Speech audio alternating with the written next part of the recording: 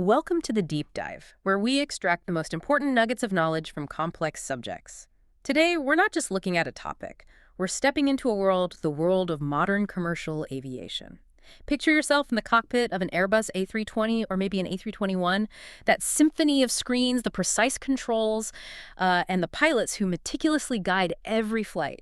We're taking you into their rigorous universe, not through anecdotes, but through, well, their Bible, the Flight Crew Techniques Manual, or FCTM. That's absolutely right. And the FCTM, it's far more than just a simple instruction book. It's really an immersive guide into the why and the how of flying. It outlines Airbus's entire operational philosophy, Oh, yeah. details best practices for pretty much every maneuver, and provides critical guidance that complements the main flight crew operating manual, the FCAM. Ah, the FCOM, right. So if the FCOM dictates what to do, the FCTM, well, it eliminates how and maybe more importantly, why those actions are so crucial. And our mission for you, our listener, is to not just describe this manual, but to really extract the most critical insights it offers. We want to uncover those surprising facts, those aha moments that kind of reveal the incredible blend of human skill and technological sophistication behind every single journey. Think of this as your shortcut to truly understanding the rigorous, behind-the-scenes world of commercial aviation. And what's also fascinating about the FCTM, I think, is that it's a living document. It includes a detailed list of ongoing modifications, enhancements. It reflects the dynamic, continuously evolving nature of aircraft design and safety, even after they've entered service. Okay, let's unpack this then. We often hear about standard operating procedures, SOPs, in aviation, but this FCTM, it sounds like it goes much deeper into the philosophy of flight itself. It's not just about following steps, is it? No, it absolutely isn't. The FCTM is specifically designed to, well, elevate a pilot's situation awareness and provide vital context to every FCOM procedure. It lays out Airbus's golden rules, offers best practices for everything from routine maneuvers to, handling the most complex situations. It's about understanding the spirit of flying the aircraft, developing that intuitive grasp rather than just executing a checklist blindly. So understanding that spirit, what does that actually enable a pilot to do that just following steps wouldn't? What's the real advantage there? Well, it allows for true mastery, really. A pilot who understands the why can adapt better to unforeseen circumstances, make more informed decisions when maybe a checklist doesn't perfectly fit the situation, and they can proactively manage threats. It's the difference, I suppose, between being a capable operator and a true aviator, Okay, and a crucial point for everyone to remember. While the FCTM is indispensable for this kind of nuanced understanding, if there's ever a discrepancy between what it says and what's in the FCOM, the FCOM wins. the FCOM remains the definitive reference. Always. It highlights the clear, unyielding hierarchy of documentation in aviation. Safety demands it. As we were looking through the FCTM, one section that really jumped out, highlighting that dynamic nature you mentioned, was the list of modifications. It's like a living diary, showing how these planes are constantly being updated. It really is, and what's fascinating here is that this isn't just about hardware upgrades. It's more like a continuous dialogue between pilot experience, engineering innovation, and safety data. This list, identified by unique P numbers, basically project identifiers and dates, it just highlights this persistent effort by Airbus and the operators to enhance every system. The aircraft you fly on today, it isn't a static machine. It's always evolving, adapting. Can you give us a few strong examples that really stand out, and maybe tell us what they reveal about this evolution? Certainly. For instance, you'll see specific aircraft receiving redesigned, maybe more powerful brake systems, constantly improving stopping performance, runway safety. And the flight warning computer, the FWC, which is essentially the plane's central alert system, it sees continuous software updates. H2F5, H2F10. These aren't just minor tweaks. They reflect ongoing refinement in how the aircraft communicates critical info to the crew, making warnings clearer, more actionable. Right. And what about systems that directly impact how the plane is flown, like autopilot or navigation? Are those changing too? Oh, absolutely. Autoflight systems are a major area of evolution. For example, you see the activation of MAMO NE in go-around. That means during a go-around, a really dynamic, critical phase, the navigation functions are now specifically tailored for that maneuver. Ensures the most relevant info is right there. We also see APFD TCS function activation. That means the autopilot and flight director can integrate with the traffic collision avoidance system. To actually guide the plane away from traffic. Potentially, yes, to guide evasive maneuvers. And the runway overrun prevention system, ROPS, that's seen multiple steps of refinement, continuously enhancing predictive safety features to help prevent runway overruns. I also found a mention of unreliable airspeed mitigation means. That sounds incredibly important, not just for safety, but for how pilots cope under, well, extreme pressure. Yeah, this is a really profound insight into how design helps bridge that gap when human cognition struggles under stress.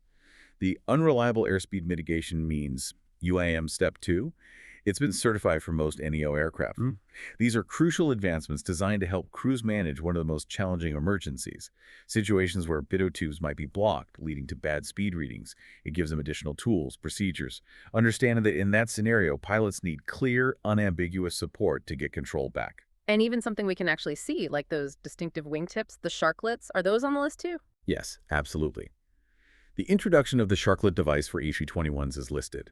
They aren't just cosmetic, they're aerodynamic enhancements. Improve fuel efficiency, performance. What this all really means for you, the listener, is that the aircraft you fly on today, it probably isn't the same as it was even a few years ago. It's a constantly evolving, safer, more efficient machine, meticulously refined. So the aircraft itself is this canvas of continuous improvement, but it's not just the hardware, is it? It's the whole philosophy behind the Airbus cockpit that shapes how pilots interact with this evolving machine. Beyond the nuts and bolts, what are the fundamental principles guiding that pilot experience? Well, Airbus design is fundamentally centered on safety, efficiency, and optimizing that interaction between the pilot and the system. They always underscore that the flight crew is paramount, they hold ultimate responsibility for safe operation, and really, every design choice reflects this focus on empowering the pilot. This idea of automation as assistance, it sounds powerful. What are some key ways Airbus ensures pilots stay the ultimate decision makers, not just, system monitors? It's a delicate balance, for sure. Automation is seen as a tool, and the crew always decides the appropriate level of delegation. This is reflected brilliantly in the dark cockpit concept for the overhead panel. If the light is out, the system is ready, fit to fly. It significantly reduces visual clutter, pilot workload. Information is also meticulously color-coded. Amber for failed, red for immediate action, green for normal. Helps pilots grasp status quickly, prioritize. And that need-to-see concept sounds like it prevents information overload in what's already a pretty busy environment. Precisely. It ensures the right information at the right time, keeps displays uncluttered, safety data prominent. This also extends to their less paper cockpit initiative, enhancing information access, searchability, moving away from bulky paper manuals to digital formats. It's all about clarity. This commitment to clarity, intuitive interaction, it seems deeply embedded right down to the controls. Let's talk about what makes flying an Airbus feel distinct. That sidestick and the fly-by-wire system, how does that fundamentally change things? Right, the fly-by-wire system. It means the sidestick doesn't physically connect to the control surfaces like in older designs. Pilot inputs are interpreted by flight control computers, which then move the surfaces. The control law defines how the aircraft responds. Now, flight control protections allow full pilot authority for best performance, preventing the crew from overstressing the aircraft aerodynamically. Through excessive maneuvers, you mean? Exactly. But it's crucial to understand these protections are not absolute structural limits that physically stop the plane breaking apart. They keep it within safe operating maneuvering envelopes. The sidestick itself. It offers benefits like an unobstructed view of the panel and allows for instinctive autopilot disconnection with just firm pressure. And the thrust levers, they don't move automatically like in some other aircraft types. That's quite different.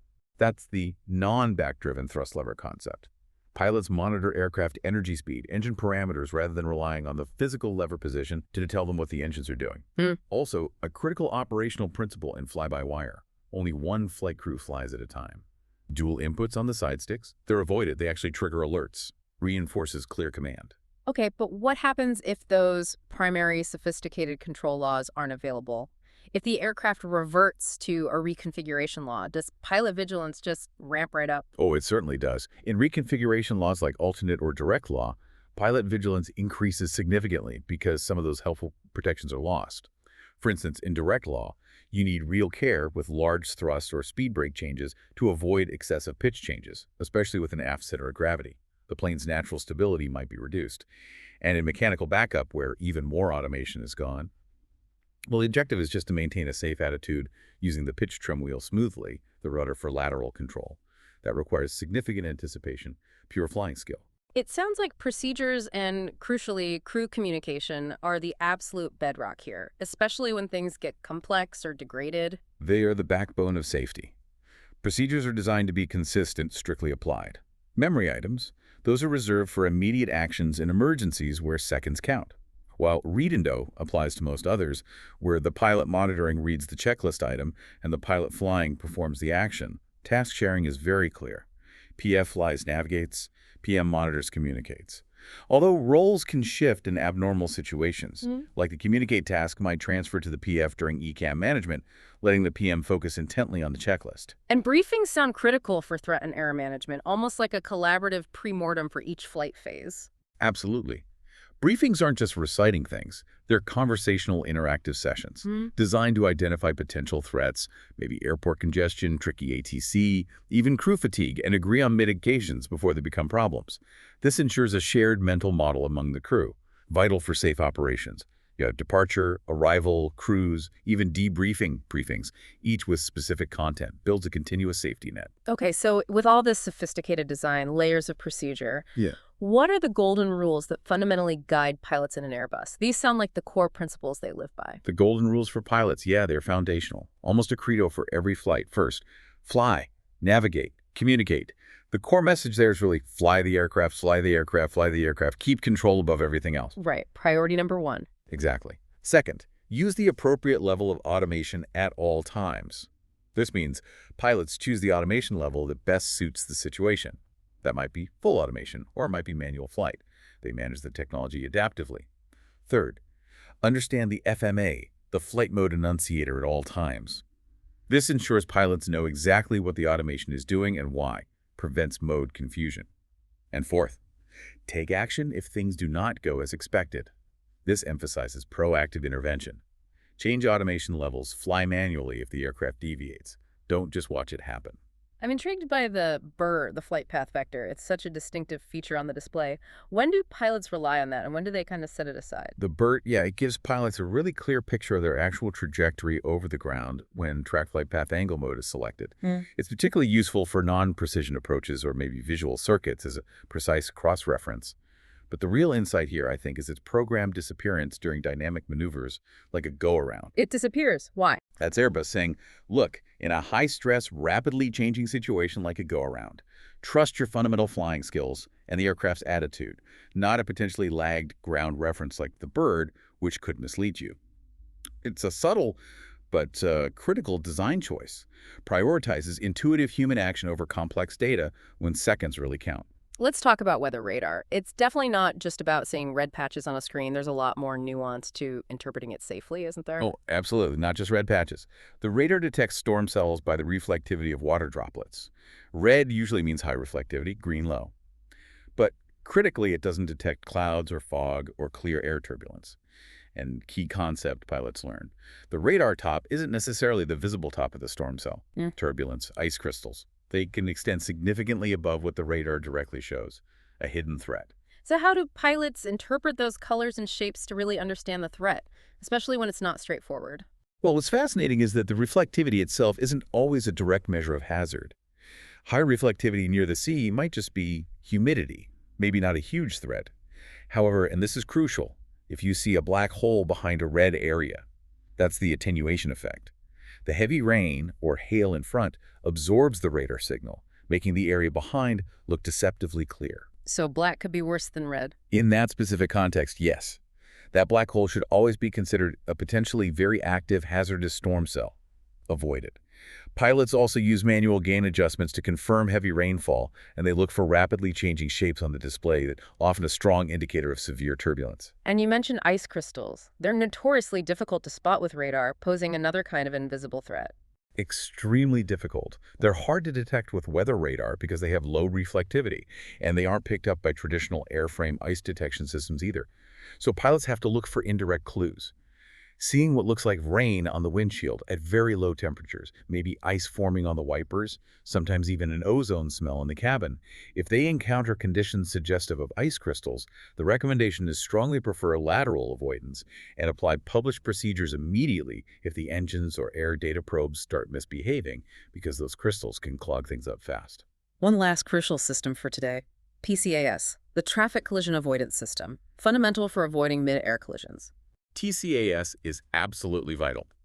Standard equipment now. It classifies intruders into two main categories. First is a traffic advisory, or TA. That gives a traffic audio warning. Heightens crew awareness, but no immediate evasive maneuver required. Just look for the traffic. The more critical one is a resolution advisory, or RA.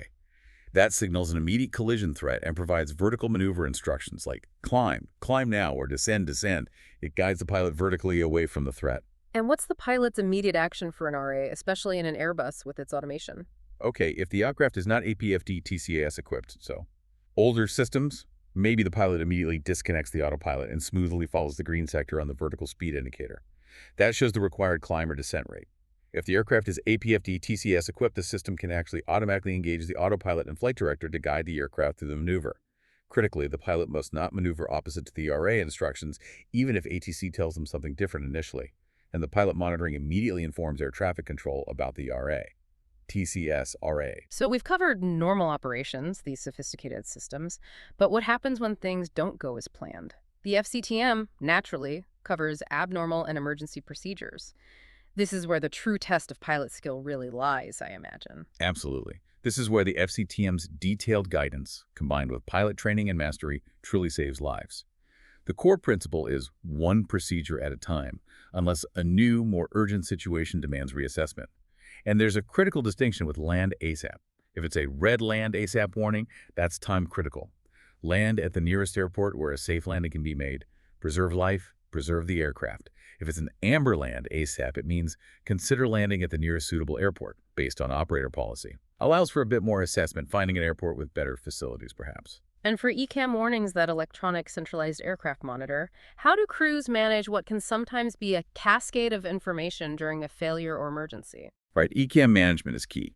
The PM, the pilot monitoring, typically handles the ECAM actions, following that read and do principle, verbally confirming each step with the PF, the pilot flying. A really key concept here is stop ECAM. This means temporarily halting the ECAM procedure for crucial tasks, maybe completing an acceleration phase after engine failure on takeoff, running a normal checklist, or talking to ATC. This pause allows the crew to prioritize flying the aircraft, manage the immediate situation, before methodically going back to the ECAM, often proceeding to the status page to review the overall system health and the impact of the failure. There's a section in there on unreliable speed indication that sounds particularly challenging, high stakes. Losing your primary speed reference in flight. What's the process there? Yeah, this brings up a critical point about handling one of aviation's most demanding situations. Losing reliable speed indications, often because pitot-tubes or static ports are blocked, maybe by ice or insects. It's a cognitive shockwave for the crew. It can lead to the autopilot and autothrust disconnecting suddenly, control laws might degrade, and critically, the systems might even reject a correct air data reference and ADR if the other two ADRs agree, even if they're giving the same erroneous output. Wow, okay, so how do they even begin to recover when something so fundamental is compromised, when the aircraft itself might be actively misleading them? The QRH, the Quick Reference Handbook procedure, has two main objectives. First, fly the aircraft safely, stabilize it. Second, try to identify and isolate the affected ADRs. Memory items are critical for immediate flight path stabilization. That often involves disconnecting automation completely and using specific pitch and thrust tables referencing aircraft weight, altitude to maintain control without reliable speed data. They also cross-check speeds and altitudes across all the different displays, looking for inconsistencies. For aircraft equipped with it, the digital backup speed, BBUS, or backup speed scale, BUSS, provides a reliable speed indication based on angle of attack, even if the primary pitted static system is faulty. The critical warning drilled into pilots is, do not instinctively reject an outlier ADR reading, because the two remaining ones could be identical but both wrong. It's a real test, a blend of deep system knowledge and disciplined fundamental flying, reverting to basics. And finally, let's touch on the rejected takeoff, the RTO. That has to be one of the highest stakes, most split-second decisions a pilot makes. It absolutely is. A rejected takeoff, especially at high speed, is inherently hazardous. The decision criteria are very strict. It's a split-second high-stakes calculus for the captain. Below 100 knots, the captain generally has discretion to reject for almost any ECAM warning or perceived anomaly. But between 100 knots and V1, that takeoff decision speed, the philosophy shifts dramatically. They become go-minded. Go-minded, meaning they're biased towards continuing. Exactly. They will only reject in that speed range for critical, unambiguous threats. Engine fire or severe failure, aircraft unable to accelerate, or a clear indication the aircraft is unsafe to fly. Above V1, they must continue the takeoff. It's a testament to the fact that trying to stop from very high speed can sometimes be more dangerous than continuing the takeoff, even with a problem, and dealing with it airborne. When a reject is called, the captain calls S-stop-P clearly, and the crew immediately applies maximum reverse thrust and maximum braking. It's a practiced, coordinated, high-energy maneuver. What an incredible journey into the sophisticated world of Airbus flight operations. Just wow. From the meticulous design philosophy to the intricate procedures for handling the unexpected, it's so clear that flying a modern aircraft is this amazing blend of advanced tech and profound human skill. Absolutely. And if we connect this to the bigger picture, what we've really seen today isn't just a set of rules, it's a living document reflecting continuous learning and adaptation within aviation. The sheer detail in the FCTM shows an industry that is relentlessly focused on safety, efficiency, and the continuous refinement of how humans and these complex machines collaborate effectively in the sky.